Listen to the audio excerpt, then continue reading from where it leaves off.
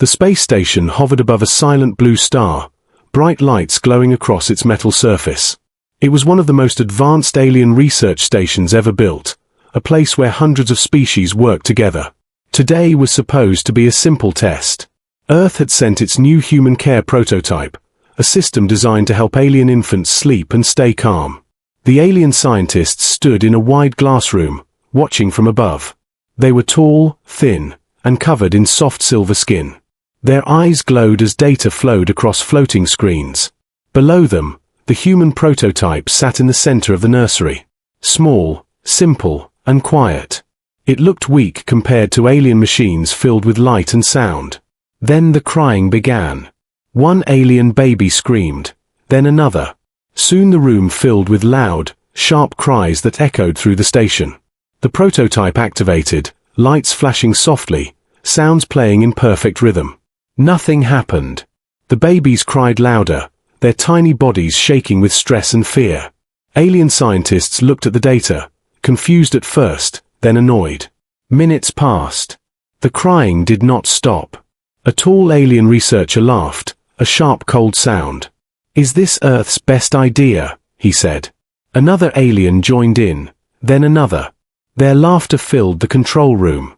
"Humans think emotions can replace technology," one said. "This prototype is useless," another replied. The crying continued, growing worse with every second. Alien nurses tried their own machines. Soft gravity waves, sound fields, and light patterns filled the nursery. Nothing worked. The alien babies had not slept for days. Their bodies were weak, their minds tired. Even the strongest alien systems had failed. The station alarms stayed silent. But the sound of crying was worse than any warning. At the edge of the room, near the wall, a human janitor cleaned the floor. He wore a simple grey uniform, worn at the edges. His movements were slow and quiet, almost invisible. No one paid attention to him. He pushed his cart, wiped the floor, and kept his head down. To the aliens, he was just another worker. A low-level human sent to clean, not to think. The laughter continued above. "Earth should stop sending toys," an alien said. "Their species clearly does not understand our children." The human janitor stopped moving. For the first time, he looked up. His eyes focused on the nursery below, on the small alien babies shaking and crying. Something in his chest tightened. The sound reached him in a way the machines could not measure. It was not data.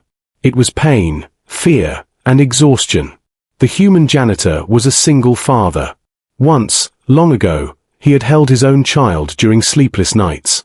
He remembered the weight of a small body, the sound of crying in the dark, the feeling of helplessness. The prototype lights flickered and shut down. A final failure message appeared on the screens. The alien scientists shook their heads. "Shut it off," one ordered. "Remove the human system," another said. Below, one alien baby crawled away from the machines. Slowly, weakly, toward the edge of the room, toward the human janitor. The guards did not notice at first. The scientists were still laughing, still talking about how humans did not belong in advanced care systems. The baby reached the human's boot. Its crying softened, just a little. The human janitor froze. His hands stopped shaking. His breath slowed. For the first time, someone noticed him. A guard turned and shouted. But it was already too late. The human knelt down. Not as a worker, not as a janitor, but as a father. And in that moment, the crying changed.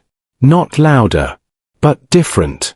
As if the universe itself was waiting to see what a human would do next. The guard rushed forward, his armor heavy and loud. He raised his weapon toward the human janitor. "Step back," the alien shouted. "Do not touch the infant." The human froze but did not move away. He slowly lifted his empty hands, showing no threat. The alien baby still clung to his boot, crying softly now. The control room above went silent. Alien scientists leaned closer to the glass. Their glowing eyes filled with shock and anger. "How did it get there?" one demanded. "This is a restricted zone," another said. The lead researcher stepped forward, his voice sharp. "Remove the human," he ordered. "He is not part of the experiment." The human janitor stood up slowly. He looked small compared to the tall aliens around him. His uniform was old, his hands rough from years of work. "I was only cleaning," he said quietly. His voice was calm, but tired. The alien baby cried again, louder this time. The sound cut through the room like a blade. Several aliens flinched, their sensors reacting at once. "See," an alien scientist said. "Human presence changes nothing. Our data shows no improvement."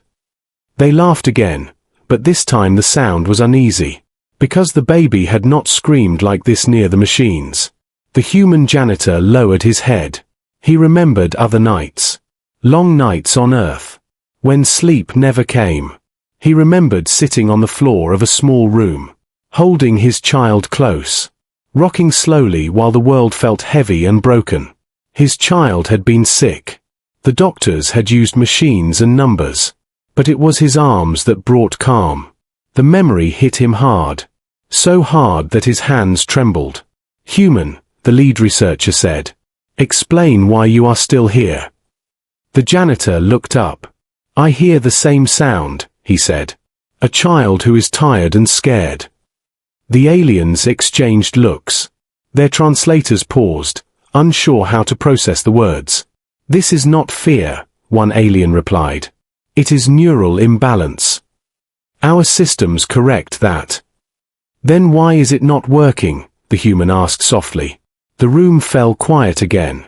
Data screens showed red warnings. Sleep failure, stress rising, systems ineffective. The alien baby moved closer to the human's leg, its small hands gripping fabric. Its crying slowed, not stopping, but changing. The guard hesitated. His weapon lowered just a little. "This is coincidence," an alien scientist said. "Remove the child." Two nurses stepped forward. As they reached out, the baby cried louder. Its body shook with panic. The human reacted without thinking. He knelt down again, slow and careful. He did not touch the baby. He only stayed close. "Stop," the lead researcher said, confused. Why did the crying increase? The data screens flickered. Stress levels spiked when the baby was pulled away, then slowly dropped when the human stayed near. The laughter was gone now, replaced by silence and unease. "This makes no sense," one alien whispered. The human janitor swallowed hard. He knew what they did not. Children felt safety before they understood logic. "I am a single father," he said quietly. "My child cried like this once." The aliens stared at him, some with curiosity, some with disbelief. "A janitor cannot understand alien infants," the lead researcher said. "You are not trained." The human nodded. "I know," he replied, "but I stayed awake for nights." The alien baby leaned fully against his leg now. Its crying dropped to a low sound, almost a whimper. The screens updated again. For the first time, a small green line appeared. Stress decreasing. No one spoke. No one laughed. The lead researcher raised a shaking hand.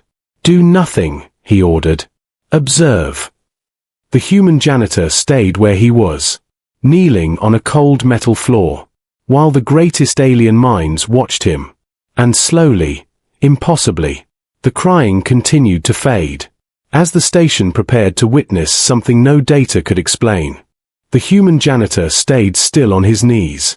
He did not reach out. He did not speak loudly. He only breathed slowly, as if the noise and fear around him did not exist. The alien baby watched him with wide, tired eyes. Its body still shook, but the crying was no longer sharp. The scientists stared at the data screens. Numbers moved in strange patterns. Stress levels dropped, then rose, then dropped again. "This is impossible," one alien whispered. "No system is active." The lead researcher leaned closer to the glass, his eyes narrow with confusion. "Scan the human," he ordered. Light passed over the janitor's body. No implants detected. No active devices found. He is doing nothing, an alien said. Nothing we can measure. The baby let out a weak cry. Then another, softer than before. The sound no longer echoed. The human tilted his head slightly, not looking directly at the child, not forcing attention. He began to hum. Very low, almost silent. It was not a song from any database. No rhythm designed by science. Just a slow human sound. The baby froze. Its eyes blinked slowly. Its breathing changed. The guards stiffened. Weapons raised halfway. Unsure what they were witnessing. Another alien baby nearby stopped crying. Then another. The nursery began to change. "What is happening?" an alien nurse asked. Her voice filled with fear. The human shifted slightly, careful not to scare them.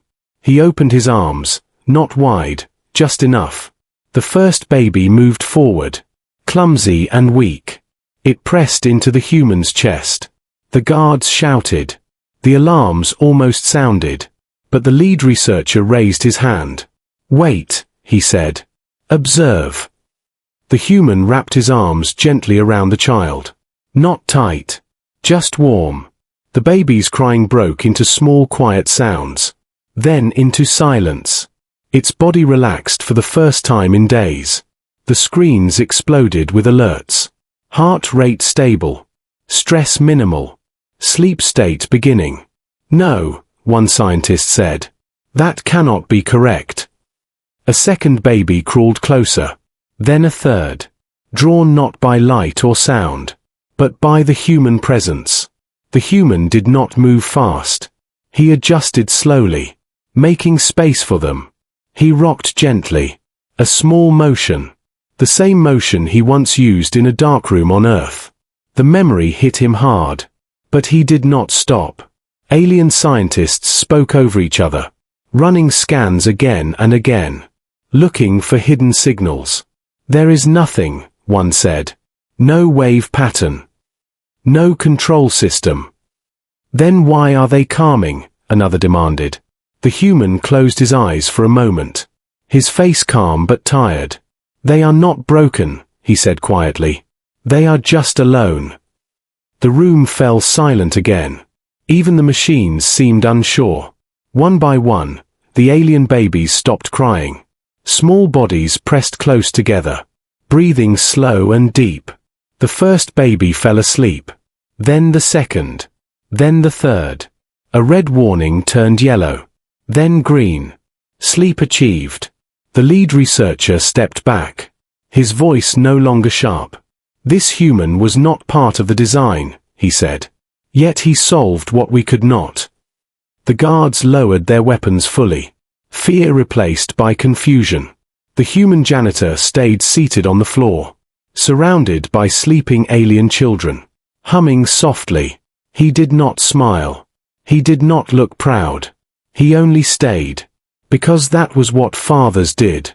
And across the station, for the first time in many cycles, there was peace. As the aliens realized they were witnessing the true power of humanity, the nursery remained quiet. A silence no machine had ever created. Alien scientists stood frozen, their screens still glowing. But no one looked at the data now. They looked at the human. The human janitor sat on the floor, alien babies asleep in his arms and around him. His back curved slightly, protective and calm. "This should not be possible," an alien scientist said. "Our models never predicted this."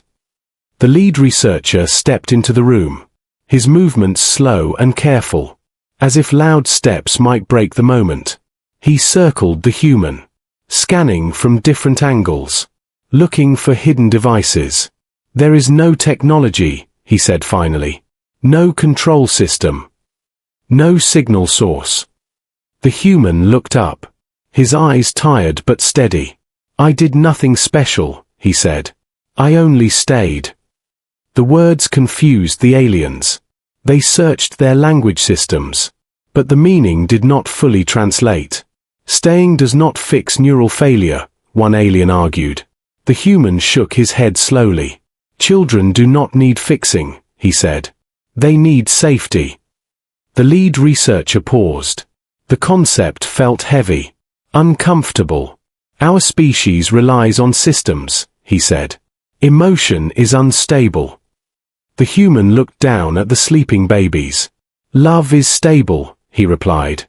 Several aliens reacted at once. Some stepped back. Others leaned forward. The data screens updated again. Long sleep cycles confirmed. Stress nearly gone.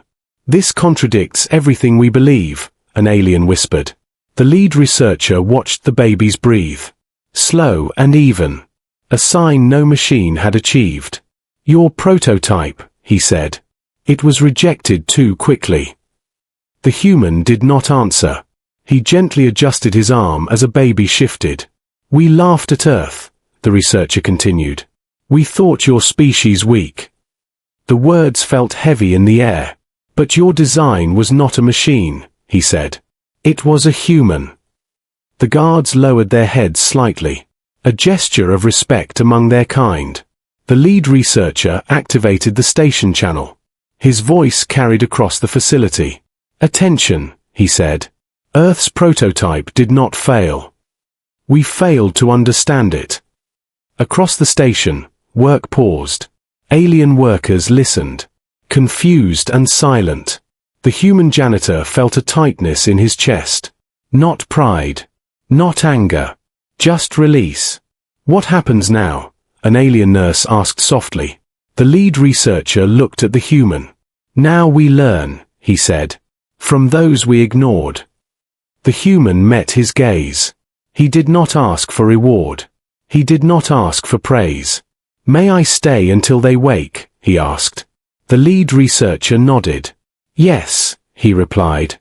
You may stay. The human leaned back slightly, careful not to wake the children. The room stayed still. Not because of rules, but because no one wanted to break the truth they had just discovered. That humans were not powerful because of machines, but because they carried something deeper, something no science could measure. And the galaxy had only just begun to see it. The alien babies slept for many hours, longer than any record showed before. The nursery lights stayed dim. No alarms sounded. No systems interfered. The human janitor remained there the whole time, sitting on the floor, barely moving. When the first baby finally woke, it did not cry. It looked around slowly. Its eyes rested on the human. And it made a soft sound. Not fear. Not pain. Comfort. The alien scientists watched closely, holding their breath, waiting for failure. But it never came. One by one, the other babies woke, calm and rested, their bodies strong again. The data screens confirmed it. Full recovery. Stable development. The lead researcher turned to the council channel. His voice steady and clear. We misjudged humanity, he said. They do not lead with machines. They lead with care. The council listened in silence. A rare thing among their kind. The human janitor was called forward, not as a worker, but as a representative of Earth. You are no longer maintenance staff, the lead researcher said. You are now a human care specialist. The human blinked in surprise. He shook his head gently. I am just a father, he said. The words spread across the station, then across nearby systems, then across the galaxy. Humans were studied again. Not for strength, not for weapons, but for the way they stayed, the way they listened, the way they held the weak. Earth's prototype was approved at last, not as a machine, but as a human presence program. Other species began to request human caregivers, not engineers, not soldiers, parents. The human janitor returned to the nursery each day, still wearing the same uniform, still sitting on the floor. The alien babies crawled toward him without fear, sleeping easily in his arms. The laughter that once filled the station was gone, replaced by quiet respect. And somewhere far away, among the stars, The galaxy learned a simple truth. Humans were not the smartest species. They were not the strongest. But when no one else knew what to do, when systems failed, when hope ran out, a human would sit down, stay awake, and care. And that was why humanity mattered.